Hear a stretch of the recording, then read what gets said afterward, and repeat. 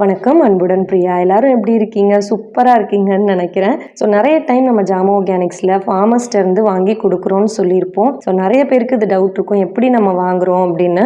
ஒரு ஃபார்மர் என்ன challenges face பண்ணுறாங்க, எதனால ஃபார்மர்ஸ்ட்டை வாங்கணும், ஃபார்மிங் பண்ணுறதே பெரிய விஷயம், அதுலேயும் பெஸ்டிசைட்ஸ் இல்லாமல் பூச்சி மருந்து இல்லாமல் பண்ணுறது அதை விட பெரிய விஷயம். சாப்பிடக்கூடிய பூ வகைகளில் வந்து செம்பருத்தி, நாட்டு செம்பருத்தி, ஒத்த செம்பருத்தி, அதில் அவ்வளோ நல்ல விஷயம், ஹெல்த் பெனிஃபிட்ஸ் இருக்குது.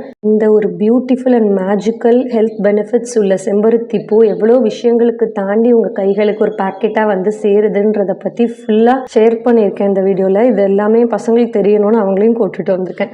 எதனால ஒரு விவசாயி கிட்ட இருந்து நம்ம வாங்குறதுக்கு என்கரேஜ் பண்ணணும். நார்மலாக ஏதோ ஒரு ப்ராடக்ட், எக்ஸாம்பிள் ஹைபிஸ்கஸ் ஃப்ளவர், செம்பருத்தி பூனே வச்சுக்கோங்களேன். நீங்கள் போய், அதாவது ஒரு கஸ்டமராக நம்ம போயிட்டு வேணும் வாங்கணும் அப்படின்னு நினைக்கும் போது ஒரு பக்கத்தில் இருக்க கடையில் போய் நம்ம வாங்குகிறோம். அதாவது ரீட்டைல் ஷாப்னு சொல்லுவாங்க. பக்கத்தில் ஒரு கடையில் போய் வாங்கினாலும் நம்ம கஸ்டமர் வாங்கும்போது என்ன ஆகுதுன்னா, அது வந்து ப்ரைஸ் நார்மல் ப்ரைஸ் கிடையாது. அதே மாதிரி அடல்ட்ரேஷன் எவ்வளோ இருக்குன்னு தெரியாது. எதனால அப்படின்னு பார்த்தீங்கன்னா, நார்மலாக ஒரு ஹைபிஸ்கஸ் பூ வந்து பக்கத்தில் உள்ள கடைக்காரருக்கு எப்படி வருதுன்றதை நம்ம பார்க்கணும்.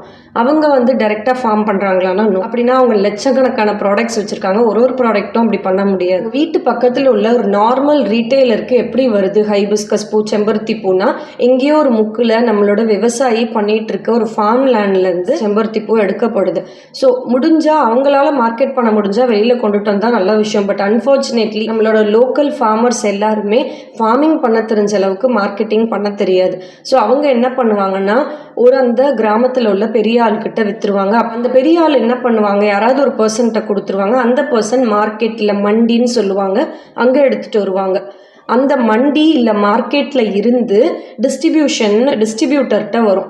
டிஸ்ட்ரிபியூட்டர்கிட்ட இருந்து ரீட்டைலருக்கு வரும். அதுதான் உங்கள் பக்கத்தில் உள்ள கடைகள். ஸோ இந்த கடைக்கு வந்ததுக்கு அப்புறம் தான் அந்த கடையிலேருந்து நீங்கள் இல்லை நம்மளை மாதிரி உள்ள கஸ்டமர்ஸ் கைக்கு போகும். ஸோ இதனால் இவ்வளோ பெரிய ஆமர்கிட்டருந்து டைரெக்டாக கஸ்டமருக்கு வராமல் இத்தனை 5 to 6 டைப்ஸ் ஆஃப் பீப்புள் தாண்டி கைகள் மாறி வரும்போது என்ன ஆகுதுன்னா, அந்த இடத்துல தான் அடல்ட்ரேஷன் ஏற்படுது. அதாவது போலியான விஷயங்கள்லாம் கொஞ்சம் மாறுறதுக்கான சான்சஸ் இருக்குது. அதே மாதிரி ஒருத்தவங்களும் லாபத்துக்காக தான் இப்படி கை மாறுது. ஒருத்தவங்களும் 10% இல்லை 5% வச்சா கூட வெளியில் வரும்போது ஹை இன் ப்ரைஸாக தான் வருது. ஸோ இதுதான் மெயின் ரீசன். ஸோ இதனால யார் பாதிக்கப்படுறாங்கன்னா, கண்டிப்பாக வந்து ஃபார்மர்ஸ் தான் பாதிக்கப்படுறாங்க. ஃபார்மர்ஸோட நிலைமை, அதுவும் இந்தியாவில் எப்படி இருக்குதுன்னா, நீங்கள் ஒரு நிலம் வச்சுருக்கீங்க, ஒரு நிலத்தை விற்க போகிறீங்க அப்படின்னா நீங்கள் தானே விலையை வந்து நிர்ணயிக்கணும்.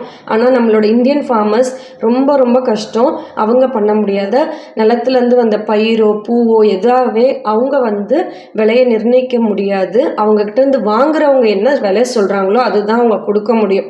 ஸோ அதனால தான் இந்தியன் ஃபார்மர்ஸ் இப்போ டெல்லியில் போய் பிரச்சனை பண்ணுறதுக்கு ஒன் ஆஃப் தி ரீசன். அந்த மாதிரி பல ரீசன்ஸ் இருக்குது. ஃபர்ஸ்ட் இந்த மாதிரி பண்ணுற ஒரு விவசாயியோட நிலத்தை இல்லை விவசாயியை நம்ம கண்டுபிடிக்கணும். அது லிட்ரலி ரொம்ப கஷ்டம். அதாவது ஒன்று அவங்க நம்மளை அப்ரோச் பண்ணணும், இல்லை நம்ம அவங்கள அப்ரோச் பண்ணணும். இப்படி தான் அந்த மாதிரி தான் அந்த சாந்தின்றவங்கள கண்டுபிடிச்சோம். 1 ஏக்கர் நிலத்தில் வந்து இவங்க வந்து ஹைபிஸ்கஸ், நாட்டு செம்பருத்தி செடி வச்சு இது பண்ணிட்டு இருக்காங்க விவசாயம். ஸோ இதில் வந்து நிறைய சேலஞ்சஸ் இருக்குதுங்க. லிட்ரலி அவங்க ஒரே ஒரு லேடி அண்ட் ஹஸ்பண்ட் தான். அவங்களுக்கு வந்து ஆட்கள் கூட இருந்தால் மட்டும்தான் இது பண்ணுறது ரொம்ப ரொம்ப ஈஸி. பட் ஆட்கள் வேலைக்கு வரமாட்டாங்க. அப்படி பட்சத்தில் காலையிலேருந்து ராத்திரி வரைக்கும் கிடைக்கணும். ஸோ செடிங்களுக்கு நிலத்துக்கே அவங்க நிறைய கொடுக்கணுன்ற மாதிரி இருக்கும். இன்னும் அந்த செம்பருத்தியெல்லாம் அந்த சோலார் ட்ரையரில் போட்டு ட்ரை பண்ணி இந்த மாதிரி எடுத்து வச்சு அதுக்கப்புறம் தான் என் கைக்கு வருது. அதை தான் உங்ககிட்ட கொடுக்குறேன். பேசிக்லி இது சிம்பிளாக சொல்லிட்டோம். பட் என்னென்னா, இந்த பூ ஆகி வர வரைக்கும் அவங்க டெய்லி பூச்சி மருந்து போடாமல் பூச்சி வராமல் பார்த்துக்கணும். அது ரொம்ப ரொம்ப கஷ்டம். அதுவும் ஆட்கள் இல்லைன்னு வச்சுக்கோங்களேன், அதை விட கஷ்டம். நம்ம ஊரில் லேபர் ப்ராப்ளம் எப்பயுமே இருக்குது. தோ நிறைய மக்கள் வேலை இல்லைனாலும். ஒரு 2 days பிஃபோர் நான் வந்திருந்தேன்னா ஃபுல்லாக கேப்சர் பண்ணியிருக்கலாம். ஒரு 2 நாள் டிலே பண்ணி வந்தனால அவங்க வந்து ஃபுல்லாக காய வச்சுருந்தது தான் நான் அவங்கக்கிட்ட காமிக்க முடியுது. அதாவது ஒரு குழந்தை பிறந்த உடனே அதை எப்படி பார்த்துப்பாங்க, அந்த மாதிரி தான் ஆர்கானிக் ஃபார்மிங்னா. அப்படி தான் பூச்சிகள் வரக்கூடாது, பூச்சி மருந்தும் அடிக்கக்கூடாது. ஸோ இவங்க ஹஸ்பண்ட் அண்ட் ஒய்ஃப் 2 பேர் இருந்து தான் பார்த்துக்கிறாங்க. ஒரு வாரம் ஃபேமிலி ஃபங்க்ஷன்னு ஊருக்கு போயிட்டாங்களாம். ஸோ அந்த டைம் வந்து பூச்சி வந்துருச்சான். ஸோ அதை அவங்க சொல்கிறாங்க, நீங்கள் கேளுங்க, உங்களுக்கு புரியும்னு நினைக்கிறேன். ஏன்னா இது வந்து அவ்வளோத்தையும் தின்றோம். ஒரு வண்டு மாதிரி இருக்கு. அது அப்படியே உட்காந்துருமோ? அவங்க பழக்கம் இல்லைடா. இல்லை இல்லை இல்லை கடிச்சிடக்கூடாது கடிக்காது. அதை ஒன்றும் பிடிச்சி விட்டோம். இல்லை இல்லை அதை இது பண்ணிட்டு இப்படி தான் நம்ம வேறு வழி கிடையாது. ஓஹோ, இதை வந்து காலில் போட்டு நசுக்கிடுவோம். இது மருந்து அடிக்க முடியாது. ஆர்கானிக்ஸில் மருந்து அடிக்க முடியாது. இல்லை நீங்கள் என்ன கெமிக்கல் மருந்து அடித்தாலும் இதை கண்ட்ரோல் பண்ண முடியாது. அப்படியா? ஏன்னா இது நம்ம மருந்து அடிச்சிட்டு இருப்பாங்க, இது பறந்து போயிடும். இது பறந்து போயிட்டுனா அதுக்கப்புறம் அது எதுவும் பண்ண முடியாது. பார்த்தீங்களா? ஸோ இந்த மாதிரி பூச்சி மருந்து அடிக்காததுக்கு பதிலாக நேச்சுரல் உரமாக இந்த இலை சரிவெல்லாம் போடுவாங்க. அதுக்கப்புறம் இந்த ட்ரம்குள்ளே இருக்கிறதெல்லாம் என்னென்னா பயோ என்சைம்ஸ். ஸோ இதை வந்து அவங்க ட்ரம்மாக ஒரு 4-5 ட்ரம்மில் வச்சுருக்காங்க. இதுதான் அவங்க ஊற்றுறாங்க. இது ஊற்றியுமே அந்த மாதிரி பூச்சி வந்திருக்கு.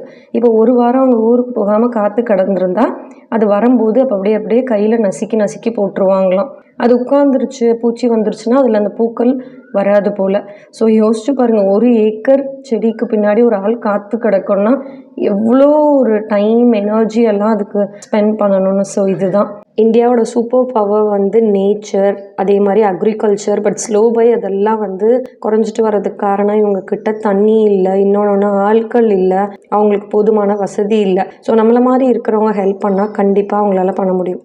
பெரிய அளவில் எனக்கு தெரிஞ்சவங்கலாம் ஃபார்மிங் பண்ணிகிட்ருக்காங்க. எப்படி அப்படின்னு கேட்டிங்கன்னா, பெரிய அளவில் ஏக்கர் கணக்கில் பண்ணுறவங்களுக்கு என்றைக்குமே பிரச்சனை இல்லைன்னு நான் சொல்ல மாட்டேன். நிறைய பேருக்கு பிரச்சனைகள் இருக்குது, பட் கொஞ்சம் பேருக்கு பிரச்சனை இல்லை. அது எப்படி பண்ணணும்னு தெரிஞ்சவங்களுக்கு, வெளிநாட்டுக்கு எக்ஸ்போர்ட் பண்ணுறாங்க அந்த மாதிரி பீப்புள் என்ன பண்ணுவாங்க, பெரிய அளவில் ஃபார்மிங் பண்ணுறவங்க கிட்டேருந்து பொருளை வாங்கி டைரெக்டாக அவங்க வெளிநாட்டுக்கு அனுப்பிச்சிடுறாங்க.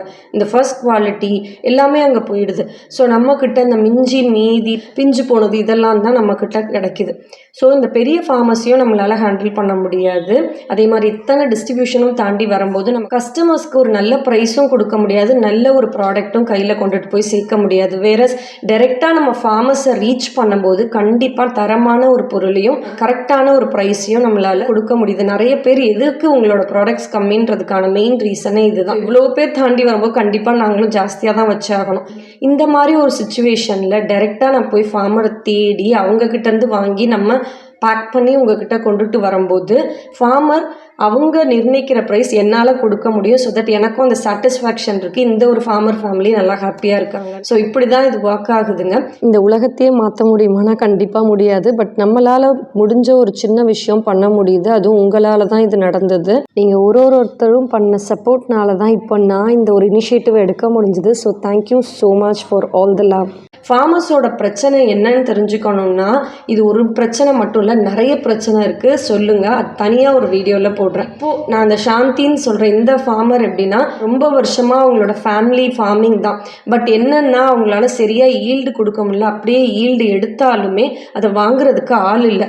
இதுக்கு முன்னாடி விவசாயம் வந்து உணவு வகைகள் தான் அவங்க பண்ணிகிட்டு இருந்தாங்க. பட் அதுக்கு எதுக்குமே வந்து கரெக்டான காசு கொடுத்து அவங்களால விற்க முடியலை. கரெக்டான பர்சனாக அவங்களால அணுக முடியல. போகிறவங்க எல்லாம் சீப்பாக கேட்குறாங்க. பட் அவங்களுக்கு வேலை நிறைய. 1 ஏக்கரில் அவங்க ஹைபிஸ்கஸ் இன்னைக்கு போட்டிருக்காங்க. அதுக்கு முன்னாடி பயிர் வகைகள் அவங்க போடும்போது என்னன்னா நிறைய செலவுகள் இருக்கும். சரியா? அது வந்து உரம் போடுறதா இருக்கட்டும், காலையிலேருந்து ராத்திரி வரைக்கும் அவங்க கிடக்கணும்னா இவங்க நல்ல சாப்பாடு சாப்பிடணும். பட் எதுவுமே பண்ண முடியாது.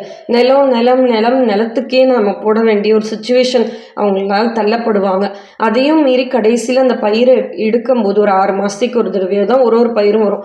அந்த மாதிரி எடுக்கும்போது கையில் கிடைக்கிற காசு நிலத்துக்கு போடவா அவங்க வயிற்றுக்கு போடவான்னு இப்படி தான் அவங்க பிரச்சனையே போகும். ஸோ இதெல்லாம் அவாய்ட் பண்ணணும் அப்படின்னா கண்டிப்பாக சின்ன ஃபார்மர்ஸை சப்போர்ட் பண்ணணும். இவங்க சின்ன ஃபார்மர்னால் வந்து ஏக்கர் கணக்கில் இல்லைன்னு நினைக்காதீங்க. இவங்க ஆல்மோஸ்ட் 1 ஏக்கரில் ஹைபிஸ்கஸ் ஃபார்ம் பண்ணிட்டு இருக்காங்க. பட் ஸ்டில் அவங்களுக்கு ஒரு டைம் ரொம்ப பஞ்சம் பட்னிலாம் இருந்திருக்கு. ஸோ பேசிக்லி நான் என்ன சொல்கிறேன்னா, உங்களால் முடிஞ்சால் உங்களுக்கு தெரிஞ்ச உங்கள் ஃபேமிலி ஃப்ரெண்ட்ஸ் சைடில் ஃபார்மர்ஸ் இருக்காங்க, அவங்க நல்லா வருமானம் ஈட்ட முடியல, அவங்க குடும்பத்தை காப்பாற்ற முடியலன்னா கண்டிப்பாக எங்களோட வாட்ஸ்அப் நம்பருக்கு காண்டாக்ட் பண்ணுங்கள். இன்னும் அரவுண்ட் தமிழ்நாடுவாக இருந்தால் ஸோ குட். அதே மாதிரி அவங்களும் எங்களை காண்டாக்ட் பண்ணலாம். இல்லை நீங்கள் அவங்க மூலமாக ரீச் பண்ணி இந்த மாதிரி ஒரு பர்சன் இருக்காங்கன்னு சொல்லலாம். டெஃபினெட்லி நாங்கள் அவங்களுக்கு சப்போர்ட் பண்ணுறதுக்கு ரொம்ப ரெடியாக இருக்கோம். ஜஸ்ட் பிகாஸ் யூ பீப்புள், நீங்கள் ஒருத்தரும் கொடுக்குற அந்த ஒரு நம்பிக்கை நீங்கள்லாம் வாங்குறதுனால தான் என்னால் இந்த ஒரு விஷயம் பண்ண முடியுது. அதனால தான் இன்டைரக்ட்லி நிறைய ஃபார்மர்ஸை நம்மளால் சப்போர்ட் பண்ண முடியுது. Thank you so much. ஒரு பர்சன் எனக்கு வந்து இந்த மாதிரி வீடியோ பண்ணுங்கள், ஃபார்மர்ஸ்ட்டு வாங்குறீங்கன்னு சொன்னீங்க, இது எப்படி வாங்குறீங்க, என்ன பண்ணுறீங்க, இந்த ப்ராசஸ் போடுங்கன்னு சொன்னீங்க. ஸோ அதனால தான் இன்றைக்கி இந்த வீடியோ வந்துச்சு. By the way happy mothers day to all the beautiful mothers out there. So இந்த மாதிரி வீடியோஸ் உங்களுக்கு தேவைப்பட்டுச்சுன்னா கண்டிப்பாக சொல்லுங்கள். ஒரு வீடியோவில் வந்து பார்க்குற வரைக்கும் அன்புடன் பிரியா. பாய் பாய்.